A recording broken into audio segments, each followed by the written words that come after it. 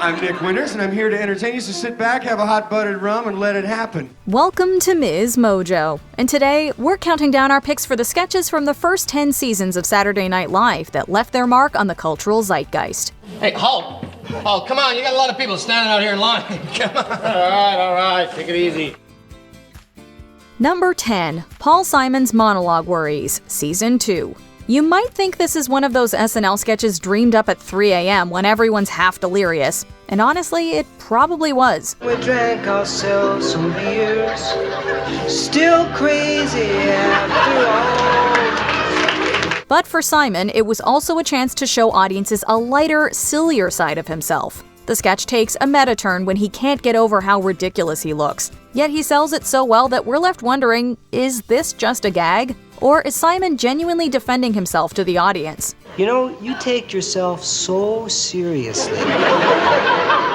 Why don't you stop taking yourself so seriously for a while, loosen up a little bit, and maybe people will laugh. His back and forth with Lorne Michaels feels so real that it's easy to believe it's happening for real. It's simple, brilliant, and forever iconic. The problem is I'm singing Still Crazy after all these years in a turkey outfit. Well, would you like to sing in a turkey outfit? I thought it worked great. Yeah, what do I look like, Jan Michael Vincent here? You think I'm looking good? Great, honestly. Why don't you just go change for the Yeah, next let's one, just okay? do that. Let's All just right. say it was a difference of opinion. Okay. Number 9, White Like Me, Season 10. Eddie Murphy wasn't just a breakout star on SNL. He was among the reasons many people tuned in. And this sketch shows exactly why. Some people have gone so far as to say that there are actually two Americas, one black and one white. But talk is cheap. So I decided to look into the problem myself, firsthand, to go underground and actually experience America as a white man. Playing off of the 1961 book Black Like Me, Murphy disguises himself as a white man to see how different life really is. It's really quite ingenious. His white guy look is hilariously unconvincing. Yet the reactions he gets are so over-the-top accommodating, it's absurd. Slowly I began to realize that when white people are alone, they give things to each other for free. He gets free stuff, extra kindness, and a glimpse of a world he never expected. It's sharp and yet so ridiculous. Just take what you want, Mr. White. Pay us back any time.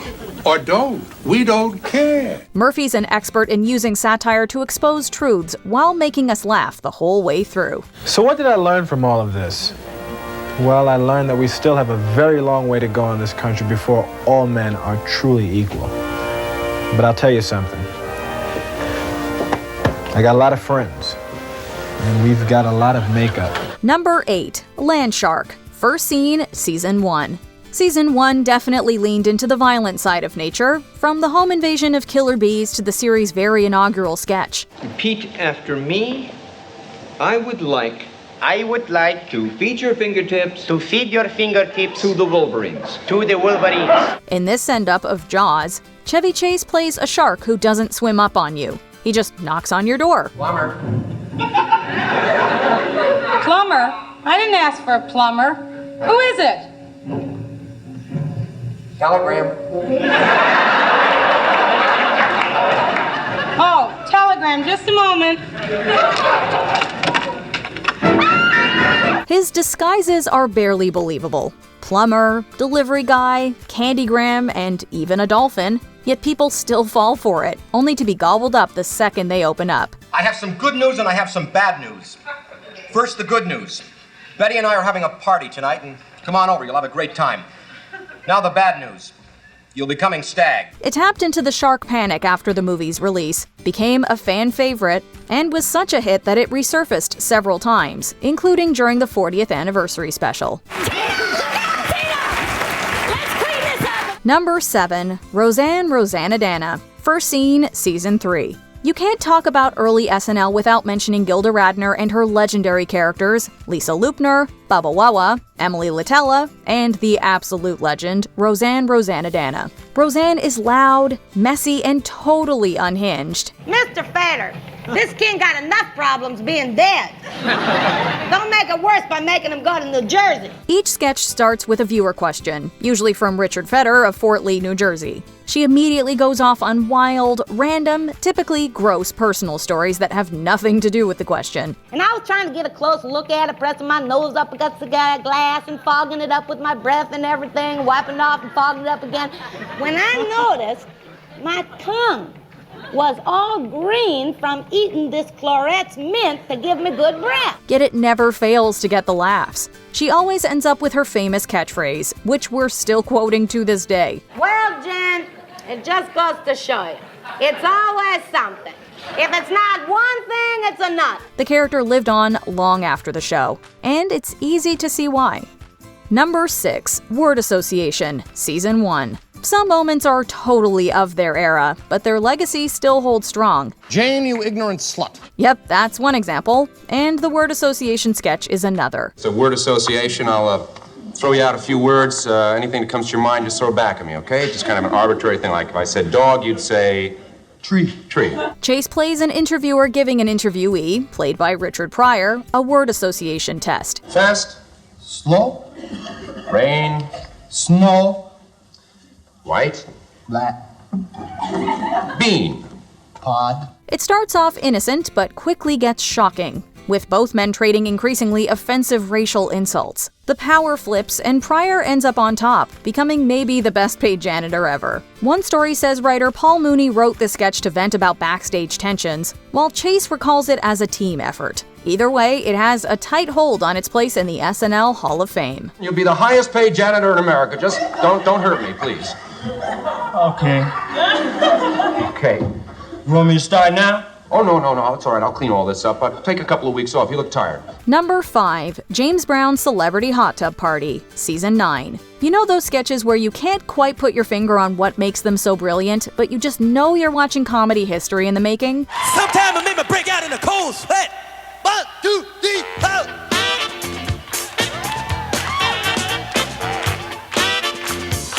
This is one of those. Should I get in the hot tub? Yeah! Will it make me sweat? Yeah! Should I get in the hot tub? Yeah! Will it make me wet? Yeah! Well.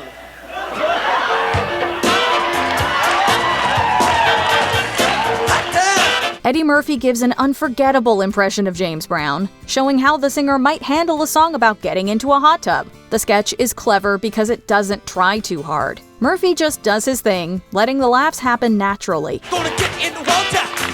Gonna make me sweat now. Here I go in the hot tub. Too hot in the hot tub. Burn my flesh.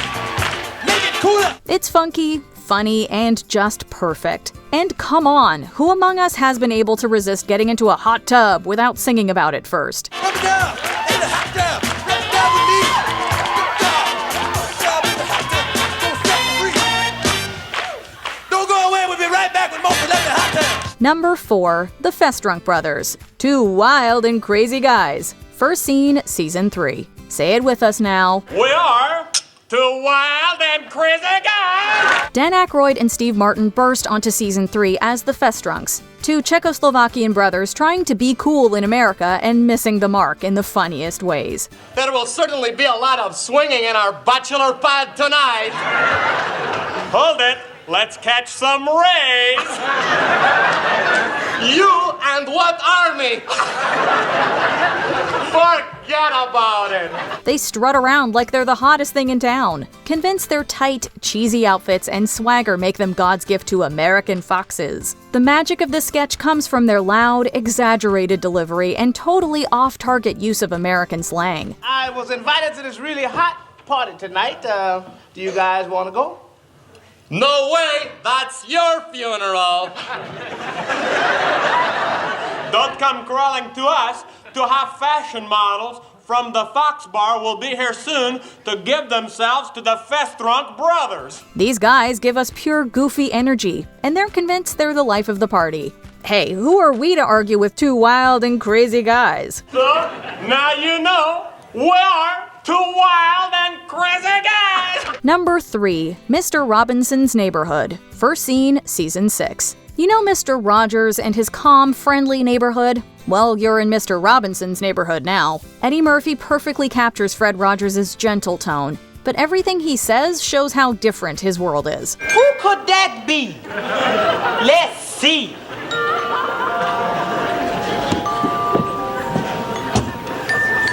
This is how you answer a door in my neighborhood. Instead of teaching kindness, he teaches survival, street smarts, and how to get by in a tough urban setting. Today, $46.79. Wow, that's a lot of money, boys and girls. Especially for a lady who can only afford to give me a quarter to carry this to her car. I feel so bad for her, I carried it the rest of the way to my apartment for free. It's hilarious for sure, but it's also sharp social commentary on poverty, racism, and inequality. The sketch was one of Murphy's first big hits on SNL, proving his comedic genius and helping the show during a rough patch. When a man loves a woman very much, they lay down and the man gives the woman $20. Sometimes they lay down in the back seat of a Buick. Sometimes mommies and daddies can't have a baby, so they use an adoption agency. Of course, he had to bring Mr. Robinson back when he hosted in 2019. So much has changed since we last spent some time together. My neighborhood has gone through so much. It's gone through something called gentrification. Can you say gentrification, boys and girls? It's like a magic trick. White people pay a lot of money, and then poof, all the black people are gone. Number 2. The Olympia Restaurant. First seen, Season 3. Welcome to Olympia Restaurant. Want a tuna sandwich? Cheeseburger? Grilled cheese? No grilled cheese. Cheeseburger. Coke? No Coke. Pepsi. However, if you're craving a cheeseburger, chips, and a Pepsi, you've come to the right place. The genius here lies in the relentless use of a few simple lines. Cheeseburger, cheeseburger, cheeseburger, 2 chips. Cheeseburger, cheeseburger, cheeseburger. 1 Pepsi. 2 chips, 1 Pepsi. The repetition, delivered with mounting frustration, becomes funnier with each utterance. The premise was inspired by the Billy Goat Tavern in Chicago, which you can still visit today for a classic cheeseburger and chips. 2 Pepsi, 1 chip. Cheeseburger, cheeseburger. 2 Pepsi, 1 chip. You have to go for cheeseburger. Cheeseburger, cheeseburger, cheeseburger, cheeseburger. Cheeseburger, cheeseburger, cheeseburger, cheeseburger. No fries. Chips. 4 chips. 4 chips. The real tavern even leaned into the spoof, fully owning its accuracy. Apparently, Chicago natives Don Novello and Bill Murray still enjoy swinging by for a double cheeseburger whenever they're in town. Take it. Come on. Yes. Cheeseburger, cheeseburger. Cheeseburger, cheeseburger. 2 chips, 2 Pepsi. Before we unveil our top pick, here are a few honorable mentions. Pros and Cons, Season 7, bringing a whole new meaning to poetic justice. Slip in his window, break his neck. Then his house I start to wreck. Got no reason. What the heck? Kill my landlord. Kill my landlord. C-I-L-L. King Tut, Season 3. A popular exhibit gets disco funky. I taken all my money and bought me a museum. King Tut. Buried with a donkey. He's my favorite honky. Bass-O-Matic, Season 1. The best blender pitch we've ever seen. Where do we get one? The days of troublesome scaling, cutting, and gutting are over, because Super Bass-O-Matic 76 is the tool that lets you use the whole bass with no fish waste without scaling, cutting, or gutting. Samurai Hotel, Season 1. Samurai Futaba's first outing, and, well, it's nuts in an iconic way, of course.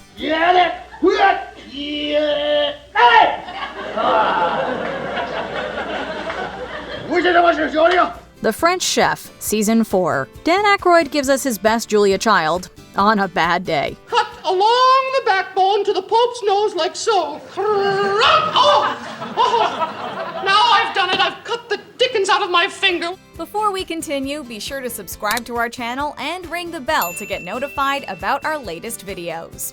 You have the option to be notified for occasional videos or all of them. If you're on your phone, make sure you go into your settings and switch on notifications. Number 1. Blues Brothers Soul Man, Season 4. Some sketches grow so big they're best remembered for their lives beyond SNL. Coming to you on a dusty road. Good loving, I got a truck The Coneheads not only got a movie, but may have even inspired Third Rock from the Sun. Still, few characters define this era more than the Blues Brothers.